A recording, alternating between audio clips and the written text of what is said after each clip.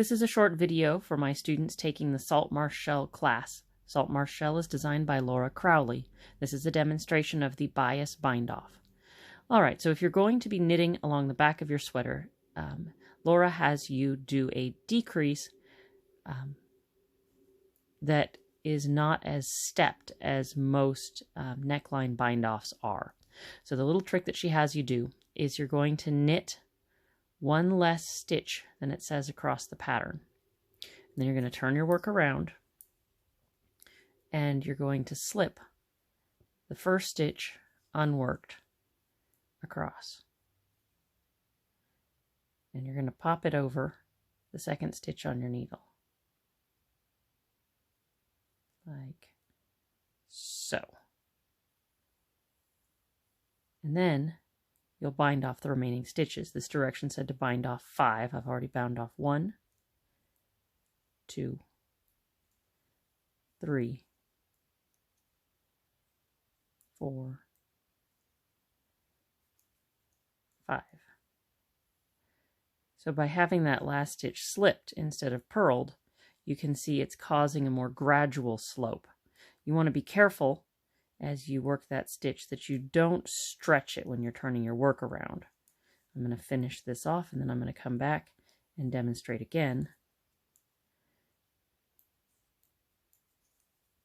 going the other direction.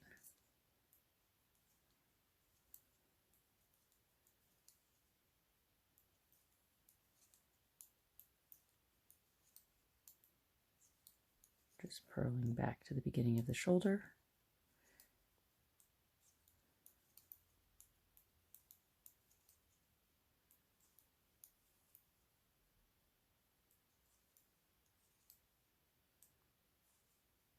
And also by doing this slip stitch, it's going to make it easier to pick up your stitches without having gaps when you do that neckline edge. All right, I'm going to knit back. And this is not in pattern. I'm just doing this as a demonstration. Your Saltmarsh shell will look completely different at this point in the pattern.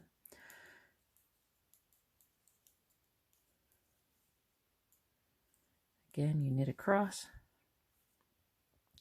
This time to one stitch before the edge.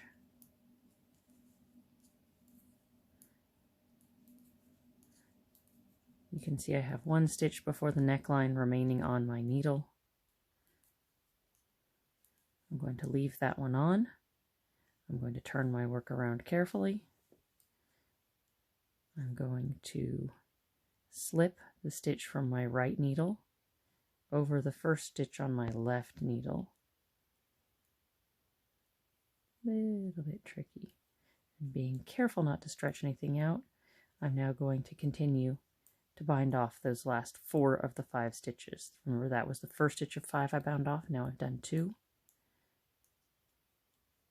3,